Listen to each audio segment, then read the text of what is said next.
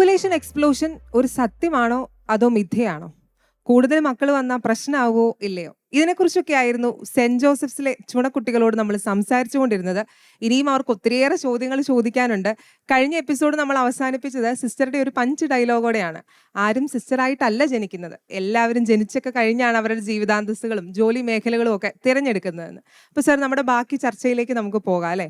നമ്മുടെ കുറച്ച് കുട്ടികൾക്ക് ഇതിനെക്കുറിച്ച് കുറച്ച് കൺഫ്യൂഷൻസ് ഒക്കെ ഉണ്ട്. അവർ ലേഡീസാണ്, പഠിക്കുന്ന കുട്ടികളാണ്. അപ്പോൾ അവരുടെ ഭാഗത്തു നിന്ന് കുറേ കാര്യങ്ങൾ അവർക്ക് പറയാനുണ്ട്, അവരുടെ അഭിപ്രായങ്ങൾ അറിയിക്കാനുണ്ട്. അപ്പോൾ നമുക്ക് ആദ്യം ആരുടെ അടുത്തേക്ക് പോവാം? ആനിയുടെ അടുത്തേക്ക് പോവാം. എൻ്റെ പേര് ആനിയാണ്. ഞാൻ 3rd DC BA ഇംഗ്ലീഷ് എന്നാണ് വരുന്നത്. എനിക്കൊരു ചോദ്യമുണ്ട്. നമ്മളിപ്പം കുറേ പിള്ളേർ വേണമെന്ന് പറയുന്നു, പക്ഷെ നിങ്ങൾ ജനിച്ച ജനറേഷനും നമ്മളുള്ള ജനറേഷനിൽ കുറേ വ്യത്യാസമുണ്ട്. നിങ്ങളുടെ ജനറേഷനിൽ കുറേ പിള്ളേരുണ്ടായിരുന്നു, അത് അവർ കുറേ സ്നേഹത്തോടെ വളർന്നു, അതൊക്കെ ശരി. പക്ഷെ നമ്മൾ കാണുമ്പം നമ്മുടെ അമ്മമാരൊക്കെ പറയുന്നത് കേൾക്കുമ്പം ആ പിള്ളേരുടെ പകുതി പേര് ബാക്കി വേറെ ആരുടെ ഒക്കെ ആയിട്ടായിരിക്കും വളർന്നത്. ചില അമ്മമാരുടെ കൂടെയോ ചില അമ്മായികളുടെ കൂടെയോ അല്ലെ ചിലപ്പം ഗ്രാൻഡ് പേരൻസിൻ്റെ കൂടെയോ അങ്ങനെയായിരിക്കും. പിന്നെ ഇപ്പോഴത്തെ ജനറേഷൻ എന്ന് പറയുമ്പം കുറേ പിള്ളേർ ഉണ്ടെങ്കിലും ഇപ്പോഴത്തെ പിള്ളേർക്ക് കുറേ സൈക്കോളജിക്കലായിട്ട് ഇഷ്യൂസ് ഉണ്ട്. ഡിപ്രഷൻ, അതുപോലെ തന്നെ അവർക്ക് എൻസൈറ്റി, പാനിക് അറ്റാക്സ്. കുറേ പിള്ളേർ വരുമ്പം ഇപ്പം ആ ചേച്ചിയുടെ ഫാമിലിയിൽ എല്ലാം നല്ലതായിട്ട് പോയി, പക്ഷെ എല്ലാവരുടെ ഫാമിലിയിൽ അങ്ങനെ ആകണമെന്ന് നിർബന്ധമില്ല. ചില എല്ലാം പിള്ളേർ വേറെ വേറെയാണ്. ചില ആൾക്കാർ കുറേ നല്ലോണം എക്സൽ ചെയ്യും, കുറച്ച് പേര് ചെയ്യൂല. അപ്പോൾ അങ്ങനെ ഒരു സിറ്റുവേഷൻ വരുമ്പം പേരൻസിൻ്റെ ഫേവറേറ്റിസം ഒരു കൊച്ചിനോട് കൂടും. അങ്ങനെ വരുമ്പോൾ ആയിരിക്കും മറ്റേ കൊച്ച് ലെഫ്റ്റ് ഔട്ട് ആകുന്നത്, അല്ലെ ആ കൊച്ചിന് ഡിപ്രഷൻ വരുന്നത്. അങ്ങനത്തെ കുറേ സിറ്റുവേഷൻസ് ഇപ്പോൾ ഉണ്ട്. കുറെ പിള്ളേരുണ്ടായിട്ട് കാര്യമില്ല, അവരെല്ലാവരും വളർത്തണ്ടേ. പിന്നെ പറയുന്നത് പ്രഗ്നൻസി എന്ന് പറഞ്ഞാൽ ഒരു 20 ബോൺസിന്റെ മേളിൽ പെയിൻ എടുത്താൽ ഒരു അമ്മ പ്രസവിക്കുന്ന ഒരു കൊച്ചിന്, അത് തന്നെ ഇങ്ങനെ വീണ്ടും വീണ്ടും റിപ്പീറ്റ് ചെയ്ത് ആ അമ്മയുടെ അവസ്ഥ ഒരു എന്തോ ആകും. അത് മാത്രമല്ല, കുറെ പ്രഗ്നൻസിയിൽ അമ്മമാർ മരിച്ചു പോകുന്ന സിറ്റുവേഷൻസ് ഉണ്ട്. ഇപ്പം 4 പിള്ളേരായി, 5ാമത്തെ പ്രഗ്നൻസിയിൽ അമ്മ മരിച്ചുപോയി. അപ്പം 4 പിള്ളേരുടെ കാര്യം ആര് നോക്കും? എന്താണെങ്കിലും ഒരു അച്ഛന് അമ്മ തരുന്ന സ്നേഹം തരാൻ പറ്റില്ല. ഞാൻ ഷിബിത, സുവോളജി ഡിപ്പാർട്ട്മെൻറ്റിലാണ്. ഓക്കെ, ആനി ചോദിച്ച ആനിയുടെ ഡൗട്ടിനോടൊന്നും ഡിഫെൻഡ് ചെയ്യണമെന്ന് എനിക്കറിയില്ല. ഞാനിപ്പോൾ എൻ്റെ 39ാമത്തെ വയസ്സിലാണ് 40 വയസ്സിലേക്ക് കിടക്കുന്നു. ഞാൻ 4 മക്കളുള്ള ഒരു വീട്ടിൽ നിന്നാണ് ഞാൻ വളർന്നു വന്നിട്ടുള്ളത്. ഇപ്പോൾ മരിയ പറഞ്ഞ പോലെ ഇപ്പോൾ ശരിക്കും പറഞ്ഞ് കൂടുതൽ മക്കളുണ്ടാകുന്നതിനെ പ്രൊമോട്ട് ചെയ്യുന്നൊരു കാലഘട്ടത്തിലേക്ക് വന്നിരിക്കുകയാണ്. പക്ഷെ എൻ്റെ സമയത്ത് അങ്ങനെയല്ല. എനിക്ക് തോന്നുന്നു ഞാൻ 10th + 2 ഒക്കെ പഠിക്കുന്ന സമയത്ത് വീട്ടിൽ എത്ര പേരുണ്ടെന്ന് ചോദിച്ചാൽ 4 പേരുണ്ടെന്ന് ചോദിച്ചാൽ എല്ലാവരും ഒരു പ്രത്യേക മുഖമായിട്ട് നോക്കുന്നൊരു സമയമാണ്. പോപ്പുലേഷൻ ഗ്രോത്ത് അങ്ങേയറ്റം നിൽക്കുന്ന, ഈ പറഞ്ഞ പോലെ മിസ് ആഷ്ലി പറഞ്ഞ പോലെ ആ സമയത്തൊക്കെ ഈ പറഞ്ഞ റൂൾസ് ആൻഡ് റെഗുലേഷൻസ് ഒക്കെ വന്ന പോലെയുള്ളൊരു സമയത്താണ് ഈ പറയുന്ന സംഭവം നടക്കുന്നത്. ഇപ്പോൾ ഈ പറഞ്ഞ ആങ്സൈറ്റി, ഡിപ്രഷൻ, ഇപ്പോഴത്തെ നമ്മുടെ ഈ മക്കൾ പറയുന്ന പ്രോബ്ലംസ്, എനിക്ക് തോന്നുന്നു ഞങ്ങൾ 4 പെൺകുട്ടികളാണ്. ഞാനൊരു ഡിപ്രഷനിലേക്കോ വിഷമത്തിലേക്കോ ആങ്സൈറ്റിയിലേക്കോ പോവാതിരിക്കുന്നുണ്ടെങ്കിൽ പോകുന്ന സമയങ്ങളുണ്ട്. വളരെ ഫ്രജൈലാണ്, ഇമോഷണലി വളരെ ഫ്രജൈലായിട്ടൊക്കെ എനിക്ക് തോന്നുന്ന ഒരു സാധാരണ വ്യക്തിയാണ് ഞാൻ. പക്ഷെ എനിക്ക് സത്യം പറഞ്ഞാൽ ഈ 4 പേരുള്ളതാണ് എൻ്റെ ഏറ്റവും വലിയ അസറ്റായിട്ട് എനിക്ക് തോന്നിയിട്ടുള്ളത്. Thank you so much miss. My name is Cynthia Paulos. I'm from 3rd DC Microbiology and Forensic Science. And my opinion, I actually agree with Annie on certain aspects, is that the generation gap is so real. Like, the world that we live in now is not the same world that our parents or our grandparents lived in. And the economy has completely changed.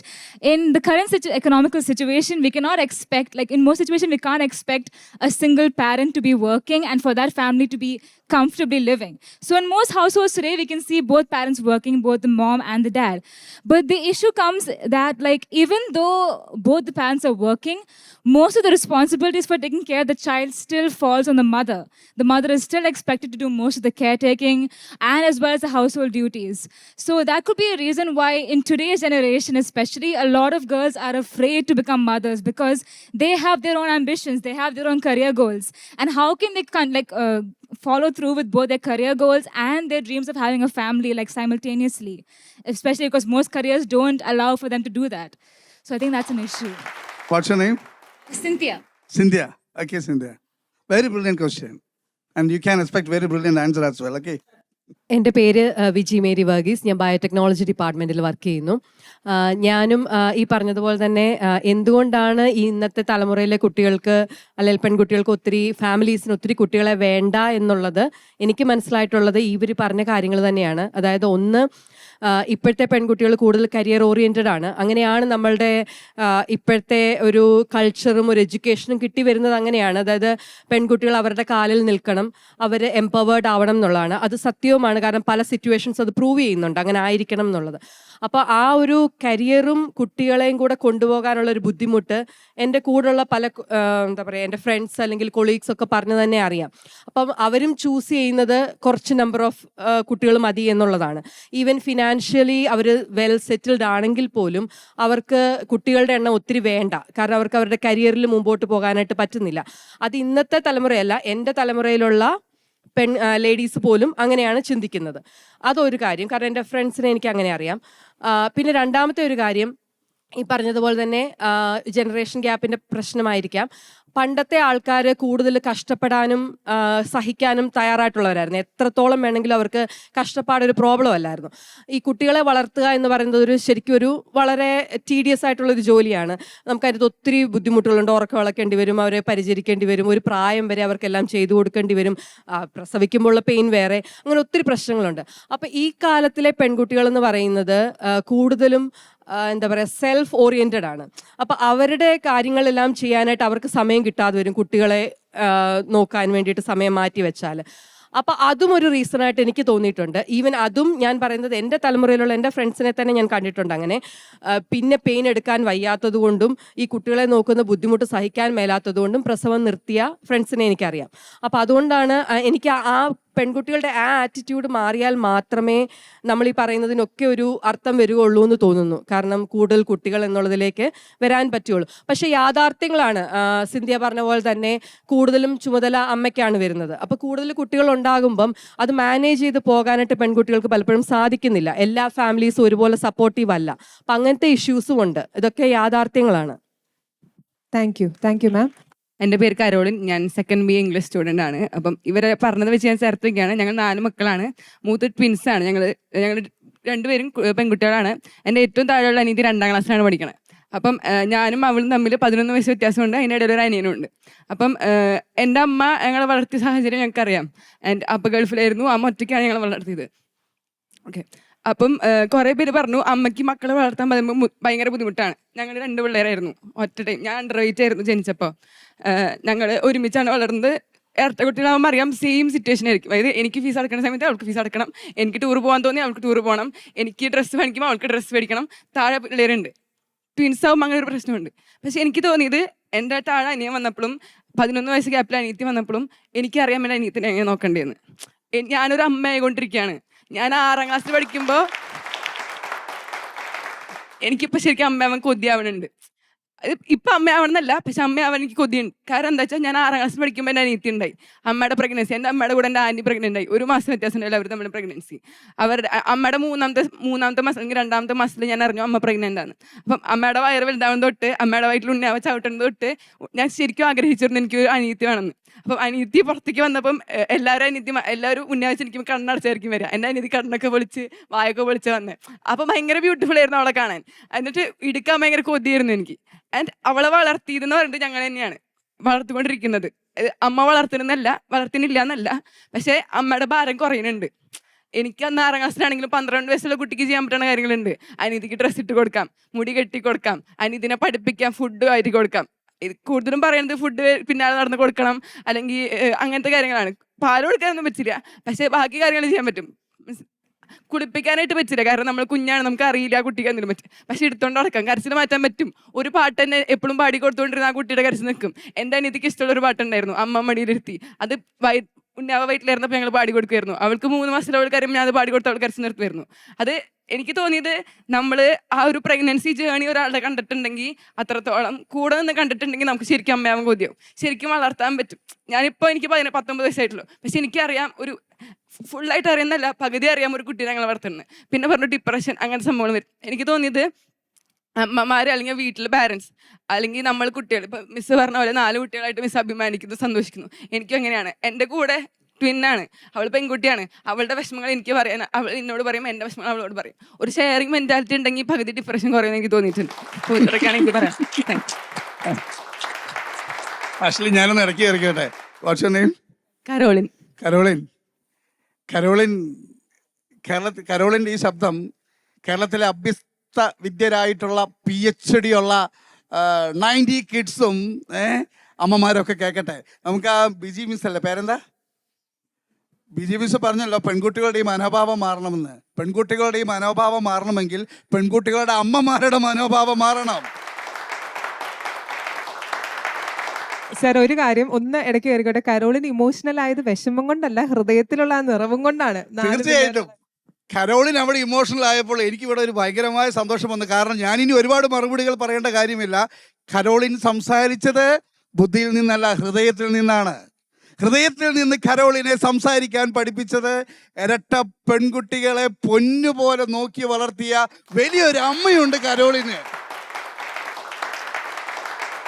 കുറെ പേരുടെ ചോദ്യങ്ങൾക്കുള്ള ഒരു ഉത്തരം Caroline നൽകിയിട്ടുണ്ട്.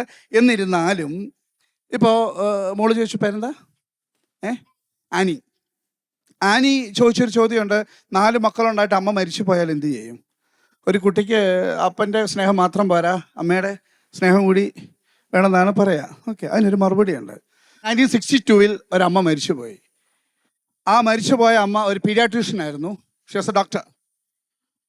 ജീന ബ്രട്ടമല എന്നായിരുന്നു ആ ഡോക്ടറുടെ പേര്. ആ ഡോക്ടർ മരിച്ചു പോകുന്ന സമയത്ത്, മരിച്ചു പോകുന്നതിന് മുമ്പ് ഡോക്ടർ ക്യാരിങ് ആയിരുന്നു. അപ്പോൾ ഒരു പക്ഷേ ആ കുഞ്ഞിനെ അങ്ങ് വേണ്ടാന്ന് വെച്ചിരുന്നെങ്കിൽ ഡോക്ടർ ജീവിച്ചനായിരുന്നു. അപ്പോൾ ആ ഡോക്ടർ പറഞ്ഞ മറുപടി എന്താണെന്നറിയാമോ? ഈ നാട്ടിൽ എന്താണ്, മരങ്ങൾക്ക് വേണ്ടി പൊരുതുന്ന ആൾക്കാരുണ്ട്, മലിനമായി പോകുന്ന നദികളെ ചൊല്ലി വിലപിക്കുന്ന ആൾക്കാരുണ്ട്, തെരുവ് നായ്ക്കൾക്കുമില്ലേ ആത്മാവ് എന്ന് ചോദിച്ച് തെരുവ് നായ്ക്കളെ കൊല്ലരുത് എന്ന് പറയുന്ന പ്രകൃതി സ്നേഹികളുണ്ട്. 100 കണക്കിന് മനുഷ്യരെ ചവിട്ടിക്കൊന്ന ആനയെ വെടിവെച്ച് കൊല്ലണ്ടെന്ന് ആരെങ്കിലും ചോദിച്ചു കഴിഞ്ഞാൽ അതിന് ആനപ്രേമികളുമുണ്ട്. ഇവരുടെ എല്ലാം സ്നേഹത്തെ നമ്മൾ തിരസ്കരിക്കുന്നില്ല, നിന്ദിക്കുന്നില്ല, അവഹേളിക്കുന്നില്ല. ഇതിനേക്കാൾ ഇത്തിരിയും കൂടി വലിയ സ്നേഹമായിരുന്നു ആ ഡോക്ടറുടെ കുഞ്ഞിനോട് കാണിച്ച. ഡോക്ടർ പറഞ്ഞത് എന്താണെന്ന് പറഞ്ഞാൽ, എൻ്റെ ജീവന് വേണ്ടി സപ്പോർട്ട് ചെയ്യാൻ എനിക്കൊരു ഹസ്ബൻഡുണ്ട്, എൻ്റെ കൂടെയുള്ള സഹപ്രവർത്തകരുണ്ട്, പക്ഷേ എൻ്റെ ഉദരത്തിൽ ഉരുവായ കുഞ്ഞിന് സപ്പോർട്ട് ചെയ്യാൻ ഞാൻ മാത്രമേ ഉള്ളൂ. ഞാൻ മരിച്ചോട്ടെ, ആ കുഞ്ഞ് ജീവിച്ചോട്ടെ എന്ന് പറഞ്ഞ് സ്നേഹം ജീവിതമാക്കി മാറ്റിയൊരമ്മ. അമ്മ മരിച്ചുപോയി, പക്ഷെ മക്കളൊക്കെ നന്നായിട്ടാണ് വളർന്നത്. ഇത് ഇറ്റലിയിലാണ്. ഇനി ഒരു 3-4 വർഷം മുമ്പ് കേരളത്തിലും ഇതുപോലെ എത്ര മക്കളുടെ അമ്മയാണെന്ന് ഓർക്കുന്നുണ്ടോ? സ്വപ്ന 8 മക്കളുടെ അമ്മ. 8ാമത് ക്യാരിങ് ആയിരുന്നു. അപ്പോൾ ക്യാൻസർ ആണെന്ന് തോന്നുന്നു അല്ലേ? ക്യാൻസർ ആണെന്ന് അറിഞ്ഞ ആ കുഞ്ഞിനെ കളയുന്ന കാര്യം പറഞ്ഞപ്പോൾ സ്വപ്ന സമ്മതിച്ചില്ല. 8ാമത്തെ കുഞ്ഞിനെ പ്രസവിച്ച് കുറച്ച് നാൾ കഴിഞ്ഞ് സ്വപ്ന മരിച്ചു പോയപ്പോൾ അവിടെ ചുറ്റും കൂടിയ ആ ശവസംസ്കാര ചടങ്ങിൽ സംബന്ധിച്ച സ്വപ്നയുടെ മക്കൾ ആരും കരഞ്ഞില്ല. ഹസ്ബൻഡിന് ഉള്ളിൻ്റെ ഉള്ളിൽ എത്ര വലിയ തീറ്റലുണ്ടെങ്കിലും അദ്ദേഹം പറഞ്ഞത് ഇങ്ങനെയാണ്, അവൾ ആദ്യമേ സ്വർഗത്തിൽ പോയിന്നേ ഉള്ളൂ, പിന്നാലെ ഞങ്ങളും പോകുമെന്നാണ് പറഞ്ഞത്. അവരും വളരുന്നുണ്ട്. ഓക്കെ, ഇനി അടുത്ത ക്വസ്റ്റ്യൻ. ഇത് ക്വസ്റ്റ്യൻ അല്ല, ഇതൊരു കൗണ്ടർ തന്നെയാണ്. എന്നിപ്പോൾ 5-6 മക്കളില്ലാത്തവർ മരിക്കില്ലേ? ഈ സ്നേഹം എന്ന് പറയുന്നത് ഇൻഡിവിജ്വലാണ്. 8 പിള്ളേർ 9 മക്കളും ഒരേ സ്നേഹം അവകാശപ്പെട്ടവരാണ്. ഒരു കുഞ്ഞ് അവകാശപ്പെടുന്ന അതേ സ്നേഹം ഈ 9 പേരും 9 പേർക്ക് അവകാശമുണ്ട്. 9 പേർക്ക് ആ സ്നേഹം കൊടുക്കാൻ പറ്റും, കാരണം അത് പ്യുവർ സ്നേഹമായതുകൊണ്ട്. ഇനി 1-2 പേര് മാത്രമുണ്ട്. ഇപ്പോൾ ഡിപ്രഷൻ്റെ കാര്യം ആരാ പറഞ്ഞു? ഏറ്റവും കൂടുതൽ ഡിപ്രഷൻ ഉണ്ടാകുന്നത് ഐസൊലേഷനിൽ നിന്നാണ്. ഇപ്പോൾ നിങ്ങളുടെ ടീച്ചർക്ക് ഡിപ്രഷൻ ഉണ്ടാവാതിരുന്നതിൻ്റെ കാരണം സിബ്ലിങ്സ് ആണ്. എന്തെങ്കിലും വിഷമം വരുമ്പോൾ ഓടി വന്ന് ആശ്വസിപ്പിക്കുന്ന ട്വിൻ സിസ്റ്റർ ഉണ്ടെന്നാണ് കാരോളിൻ പറഞ്ഞത്. ഇതെല്ലാം സത്യങ്ങളാണ്. ഇനി ഇത് ടീച്ചേഴ്സിനോട് പറയാം, മിസ്സിനോട് ഒരു കാര്യം പറയാം. ഈ കാലഘട്ടത്തിലെ പെൺകുട്ടികൾ ഇങ്ങനെ ആയത് ഒരു 90 കിഡ്സിലെ അമ്മമാർ കാരണമാണ്. 5 മാസം മുമ്പ് പാലാ മെഡിസിറ്റിയിലെ ലേബർ റൂമിൻ്റെ മുമ്പിലിരുന്ന് ഗർഭിണിയായ ഒരു സ്ത്രീ അലമുറയിട്ട് നിലവിളിച്ചു. You know the reason? 43-ാമത്തെ വയസ്സിൽ നാണമില്ലേ നിനക്കെന്ന് ചോദിച്ചു സ്വന്തം അമ്മ. വിങ്ങിപ്പൊട്ടി അലറിക്കരഞ്ഞ സ്ത്രീയെ ഹസ്ബൻഡ് ആശ്വസിപ്പിക്കാൻ ശ്രമിച്ചിട്ടും സാധിക്കാതെ വന്നപ്പോൾ ആ ലേബർ റൂമിൻ്റെ ഫ്രണ്ടിൽ കൂടിയിരുന്ന അനേകം സ്ത്രീകൾ വന്നിട്ട് പറഞ്ഞു, മോൾ എന്തിനാ വിഷമിക്കുന്നേ? സാരമില്ല, 2 മക്കളിൽ നിർത്തിയ സങ്കടമൊക്കെ ഞങ്ങൾക്ക് ഇപ്പോഴാണ് മനസ്സിലാവുന്നത്. ഒന്നുമില്ലെങ്കിൽ ഈ സമയത്ത് ലേബർ റൂമിൻ്റെ ഫ്രണ്ടിൽ വന്ന് നിൽക്കാൻ നിനക്കൊരു നല്ല ഭർത്താവില്ലേ, കള്ളു കുടിക്കാത്ത സെർട്ട് വലിക്കാത്തൊരു ഭർത്താവില്ലേ, നീ വിഷമിക്കേണ്ടെന്ന് പറഞ്ഞ ഒരമ്മ വേദനിപ്പിച്ചപ്പോൾ ഏതാണ്ട് ഒരു 8ഓളം അമ്മമാർ ആശ്വസിപ്പിച്ചു. ഈ സ്നേഹത്തിൻ്റെ പ്രത്യേകത എന്താണെന്നറിയാമോ? ആത്മാർത്ഥമായി ജീവിക്കുന്ന ഒരാൾക്ക് 10 പേർ ചേർന്ന് സ്നേഹം നിഷേധിച്ചാൽ 10,000 പേർ ചേർന്ന് അദ്ദേഹത്തെ സ്നേഹിക്കും. കാരണം നമ്മളേവരും വിശ്വസിക്കുന്ന ദൈവത്തിൻ്റെ പ്രത്യേകത, ദൈവം സ്നേഹമാണ്. എൻ്റെ പേര് അനന്യ, ഞാൻ 3rd year BCom സ്റ്റുഡൻ്റ് ആണ്. ഞാൻ ഒരിക്കലും കുട്ടികൾ വേണ്ട അതിനൊരു എതിരല്ല. കാരണം എനിക്ക് അത്ര ആഗ്രഹിച്ചിട്ടാണ് എനിക്കൊരു അനിയത്തി ഉണ്ടായത്. പക്ഷേ ഇവർ പലരും പറയണ കേട്ടു 10-12 പിള്ളേർ അങ്ങനെ ഉണ്ടാക്കാന്ന്. അപ്പോൾ ഓട്ടോമാറ്റിക്കലി പാരൻസായിട്ട് നല്ല ജെൻഡർ ഗ്യാപ്പ് ഉണ്ടാവും. അതിൽ പാരൻസിന് എന്തെങ്കിലും പറ്റിക്കഴിഞ്ഞാൽ ഈ ഫസ്റ്റത്തെ പറയുന്നു സിബ്ലിങ്സായിട്ട് അത്രയും സ്നേഹം ഉണ്ടാവും. പക്ഷെ എല്ലാവരും അങ്ങനെ ആവണമെന്നുണ്ടോ? ഇപ്പോൾ ഫസ്റ്റ് ജനിച്ച ആൾക്ക് ചിലപ്പോൾ ഒരു ബേർഡൻ ആവും ബാക്കിയുള്ളവരെ നോക്കാന്ന് പറഞ്ഞിട്ടുണ്ടെങ്കിൽ. കാരണം എനിക്ക് അറിയാം, വെച്ചാൽ ഞാൻ തെറ്റായിട്ട് പറയല്ല, പലരുടെയും ഓപ്പർച്യൂണിറ്റീസ് അല്ലെങ്കിൽ അവർക്ക് ചെയ്യാൻ പറ്റേണ്ടത് പലതും അച്ഛനമ്മയും മരിച്ചു കഴിഞ്ഞിട്ടുണ്ടെങ്കിൽ ബാക്കിയുള്ളവരെ നോക്കേണ്ട ഉത്തരവാദിത്തം മുഴുവൻ ഒരു മൂത്ത സഹോദരൻ ഉണ്ടെങ്കിൽ ആൾക്കാവും. അപ്പോൾ ആൾ ചിലപ്പോൾ അത്രയും സന്തോഷത്തോടു കൂടിയാണ് ചെയ്യേണ്ടവ. പക്ഷെ ആളുടെ ഓപ്പർച്യൂണിറ്റീസ് മാറല്ലേ. ഇപ്പോഴത്തെ പാരൻസ്, എൻ്റെ ഒപ്പീനിയൻ ആണ് കേട്ടോ, ഇപ്പോഴത്തെ പാരൻസ് ഉള്ള കുട്ടികൾക്ക് ഏറ്റവും ബെസ്റ്റ് കൊടുക്കാനാണ് നോക്കുന്നത്. അങ്ങനെയാണെന്നാണ് എൻ്റെ ഒരു വിശ്വാസം. അല്ലാണ്ട് എല്ലാവരും കുട്ടികളെ വേണ്ട എന്നുള്ളൊരു ഒപ്പീനിയൻ മനസ്സിലായി. ലാവണ്യ പറഞ്ഞത് മനസ്സിലായി. എൻ്റെ പേര് ഏഞ്ചൽ മരിയ. ഞാനിവിടെ MSc ബയോളജി സ്റ്റുഡൻ്റ് ആണ്. ഇപ്പോൾ സാറ് പറഞ്ഞതിനോട് ഞാൻ യോജിക്കുന്നു. അതായത് എൻ്റെ അമ്മ 2002 അബോർഷൻ ചെയ്യണ്ട എന്നൊരു തീരുമാനമെടുത്തത് കൊണ്ടാണ് ഞാനിന്ന് ഇവിടെ ഇരിക്കുന്നത്. സങ്കീർത്തനം 127:3 പറയുന്നുണ്ട്, യൗവനത്തിൽ ജനിക്കുന്ന മക്കൾ യുദ്ധവീരന്റെ കയ്യിലെ അസ്ത്രങ്ങൾ പോലെയാണെന്ന്. പക്ഷേ ഇന്നത്തെ യൂത്ത് കല്യാണം കഴിക്കുന്നുണ്ട്, അവർ കൺസീവ് ചെയ്യാനും റെഡിയാണ്. പക്ഷേ മറ്റ് ജനറ്റിക്കലി കാരണങ്ങൾ കൊണ്ട് ചിലപ്പോൾ സ്പേം കൗണ്ട് കുറയുന്നു, PCOD PCOS അങ്ങനെയൊക്കെ വരുന്നത് കൊണ്ട് അവർക്ക് കൺസീവ് ചെയ്യാൻ സാധിക്കുന്നില്ല. ഇപ്പം നമുക്ക് നോക്കുകയാണെങ്കിൽ ഫെർട്ടിലിറ്റി സെൻറ്റേഴ്സ് കൂടിക്കൊണ്ടിരിക്കുകയാണ്. കുറേ പേര് ട്രീറ്റ്മെൻറ്റ് എടുക്കുന്നുണ്ട്. പക്ഷേ ട്രീറ്റ്മെൻറ്റ് സക്സസ് ആവുന്നവരുണ്ട്, പക്ഷേ സക്സസ് ആവാത്ത ഫെയിലിയർ ആയി പോകുന്നവരുണ്ട്. ഇപ്പോൾ കുറേ പേര് കൺസീവ് ചെയ്യുന്നു, പക്ഷെ അബോർട്ടായി പോകുന്നു. അപ്പം അങ്ങനെയുള്ള സാഹചര്യത്തിൽ യൂത്ത് റെഡിയാണ്, കൺസീവ് ചെയ്യാൻ റെഡി ആയിരുന്നിട്ട് കൂടി അവർക്ക് വരാത്തൊരു സാഹചര്യം ഇന്നത്തെ കാലത്തുണ്ട്.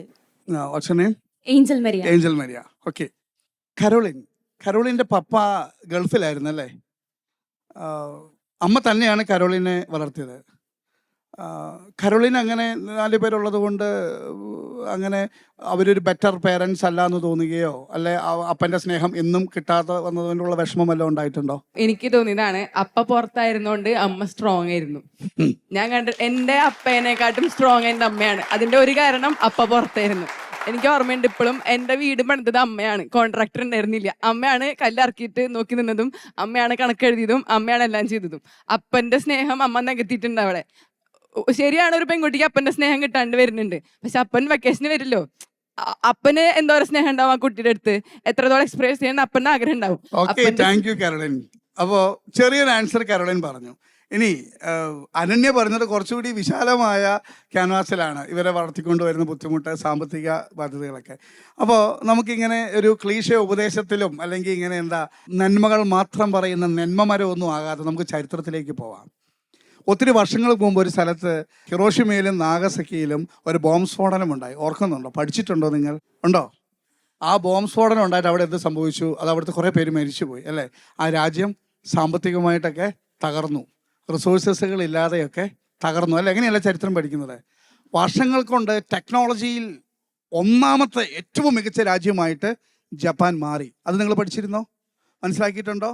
അപ്പോൾ അന്ന് ആ ബോംബ് സ്ഫോടനത്തിൽ തകർന്നവരിൽ ധാരാളം മാതാപിതാക്കന്മാർ കൊല്ലപ്പെട്ടിട്ടുണ്ടാകും, ധാരാളം അമ്മമാർ കൊല്ലപ്പെട്ടിട്ടുണ്ടാകും.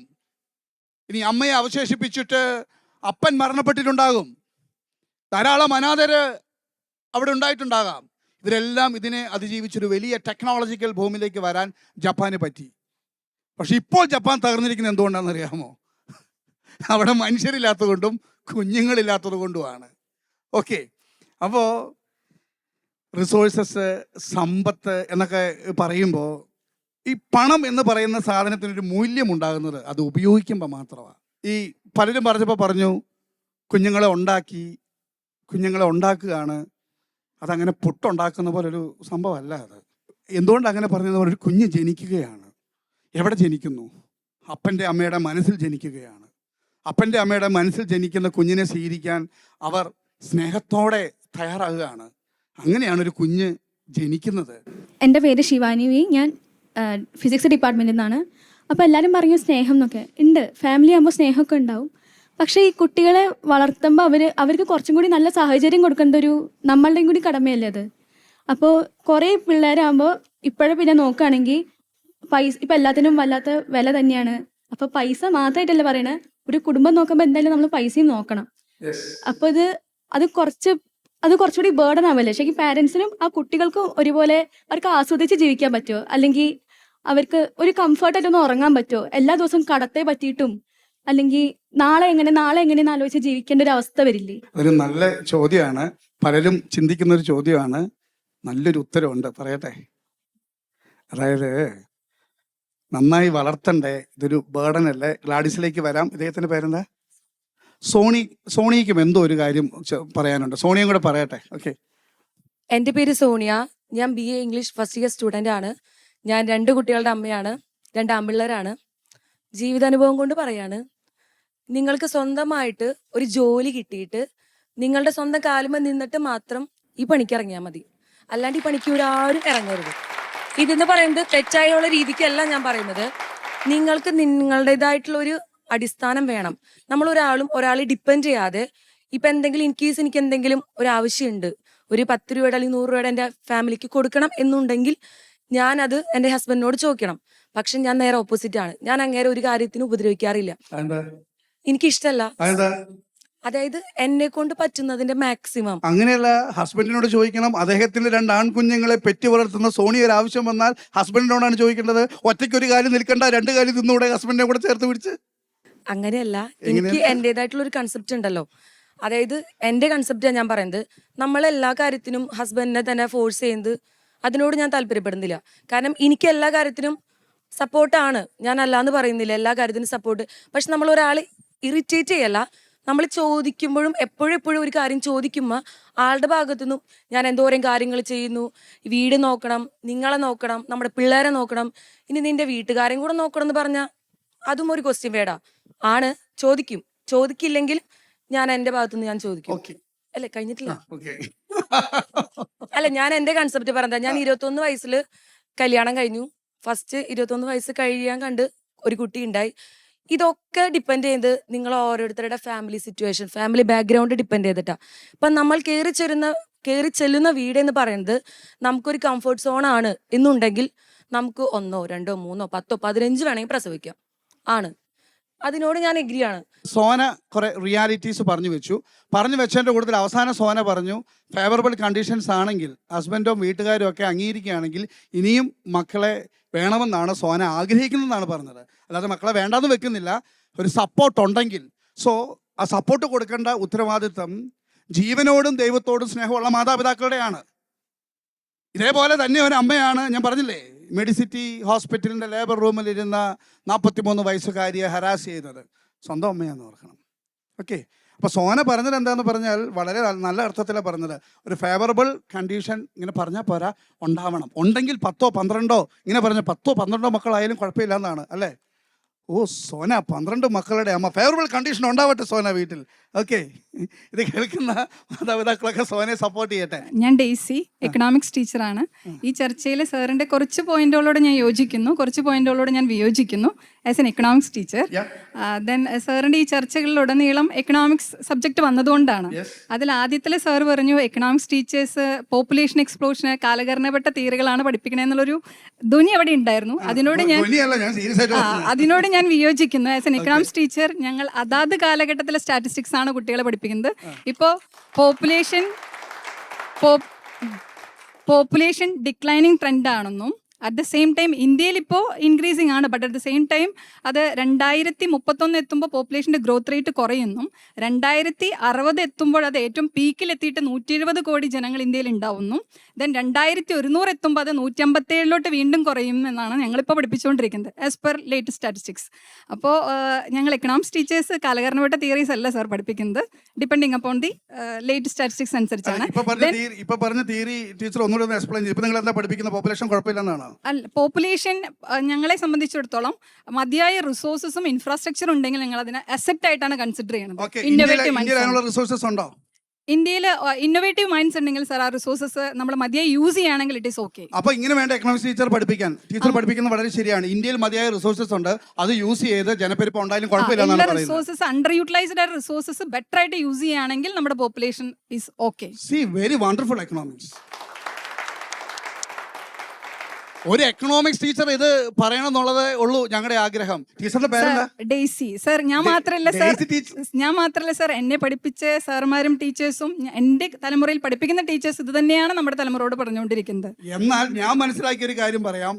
ഇപ്പോ ഈ തിയറി, മോളുടെ പേരെന്താ?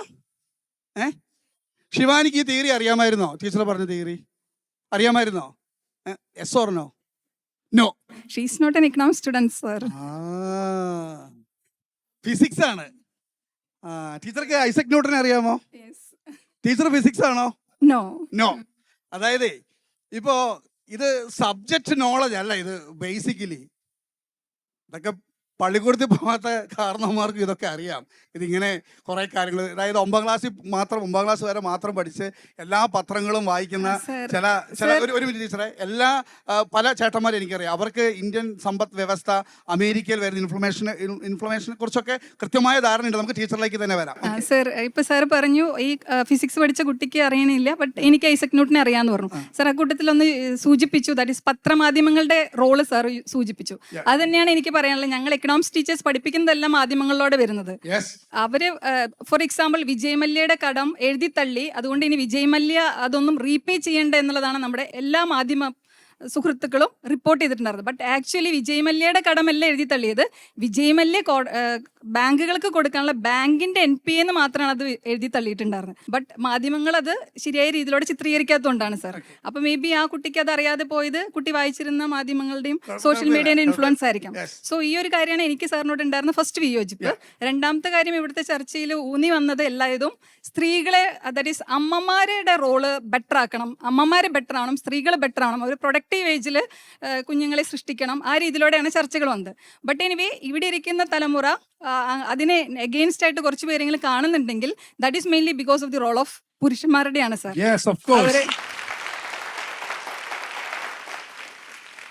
നമ്മുടെ അച്ഛന്മാരും നമ്മുടെ ബ്രദേഴ്സും നമ്മുടെ സമൂഹത്തിലുള്ള ബോയ്സ് എല്ലാവരും ഈക്വൽ കെയറിങ് ആൻഡ് ഷെയറിങ് കൊണ്ടുവരുവാണെങ്കിൽ നമുക്കൊരു പ്രൊഡക്റ്റീവ് ഏജിൽ തന്നെ ധാരാളം മക്കളെ സൃഷ്ടിക്കാനായിട്ട്, ദാറ്റ് ഈസ് നല്ല മക്കളെ ഇന്നോവേറ്റീവ് മൈൻഡ്സിൽ സൃഷ്ടിക്കാൻ പറ്റുമെന്ന് വിശ്വസിക്കുന്ന കൂട്ടത്തിലാണ് സാർ. Thank you. ശരിക്കും ടീച്ചർ പറഞ്ഞത് ഇന്ത്യയിൽ ജനപ്പെരുപ്പം എന്ന് പറയുന്നത് കൃത്രിമമായ ഒരു ഫാബ്രിക്കേറ്റഡ് സംഭവം മാത്രമാണ്. മാധ്യമങ്ങൾ ഫലപ്രദമായിട്ട് അവർ കണ്ടെത്തിയ ഈ കാലഘട്ടത്തിൻ്റെ എക്കണോമിക്കലായിട്ടുള്ള വ്യൂസ് മാധ്യമങ്ങൾ ഫലപ്രദമായിട്ട് ജനങ്ങളിലേക്കും ചെറുപ്പക്കാരിലേക്കും എത്തിക്കുകയാണെങ്കിൽ ജനപ്പെരുപ്പം എന്ന് പറയുന്നത് ഒരു മിഥ്യ മാത്രമാണെന്നാണ് ടീച്ചർ സൂചിപ്പിച്ച് വെച്ചതും. ടീച്ചർ അത് ചലഞ്ചിങ് ആയിട്ടും കൂടിയാണ് പറയുന്നത്. കേരളത്തിൻ്റെ പൊതുസമൂഹവും നവമാധ്യമങ്ങളും സാഹിത്യകാരന്മാരൊക്കെ ഡെയ്സി ടീച്ചറെ കേൾക്കട്ടെ. ഇനി രണ്ടാമത്തെ കാര്യം, അത് ടീച്ചർ പറഞ്ഞത് വളരെ സത്യമാണ്. വളരെ സത്യം എന്ന് പറഞ്ഞാൽ പുരുഷന്മാർ അപ്പൻ എന്ന് പറയുന്ന റോള് വളരെ ഇമ്പോർട്ടൻ്റ് ആണ്, യാതൊരു സംശയവുമില്ല. ഹസ്ബൻഡ് പറഞ്ഞാൽ കേൾക്കുന്ന ഭാര്യമാരുള്ളത് അടിമത്തം കൊണ്ടല്ല, സ്നേഹം കൊണ്ടാണ്. സർ ഞാനൊന്ന് ഇന്ററപ്റ്റ് ചെയ്തോട്ടെ. നമ്മുടെ ഈ ചർച്ച നീണ്ടു പോവുകയാണ്, പുതിയ ഐഡിയാസ്, നൂതന ആശയങ്ങളൊക്കെ. പക്ഷെ നമ്മുടെ ചർച്ച അവസാനിക്കുന്നില്ല. പക്ഷെ ഇന്നത്തെ എപ്പിസോഡ് അവസാനിപ്പിക്കാൻ നമുക്ക് സമയമായിട്ടുണ്ട്. പക്ഷെ campus vision Saint Joseph's college ഇരിഞ്ഞാലക്കുടയിൽ വന്നത് വെറുതെ ആയില്ല. ഒരു വലിയ പ്രധാനപ്പെട്ട ടോപ്പിക്കിന്റെ വേറിട്ട ആശയങ്ങളെക്കുറിച്ചാണ് നമ്മൾ ചിന്തിച്ചുകൊണ്ടിരിക്കുന്നത്. ചർച്ച ഇനിയും തുടരും. പക്ഷേ ഇന്നത്തെ എപ്പിസോഡ് പൂർണ്ണമാവുകയാണ്. അവിടെയും നമ്മൾ പറഞ്ഞു വെക്കുന്നത്, സോന പറഞ്ഞതുപോലെ കുട്ടികൾ ഒരിക്കലും ഒരു ബാധ്യതയല്ല, സ്ത്രീകൾക്ക് ബാധ്യതയല്ല. എല്ലാവർക്കും ഹൃദയപൂർവ്വം നന്ദി പറയും. നമ്മുടെ ഇന്നത്തെ എപ്പിസോഡ് തീർന്നതേ ഉള്ളൂ, പക്ഷേ കൂടുതൽ ചർച്ചകൾ ഈ വിഷയത്തെ ആസ്പദമാക്കി തുടരും. അപ്പോൾ അതിനുവേണ്ടി നമുക്ക് പ്രാർത്ഥനയോടെ കാത്തിരിക്കാം. Thank you.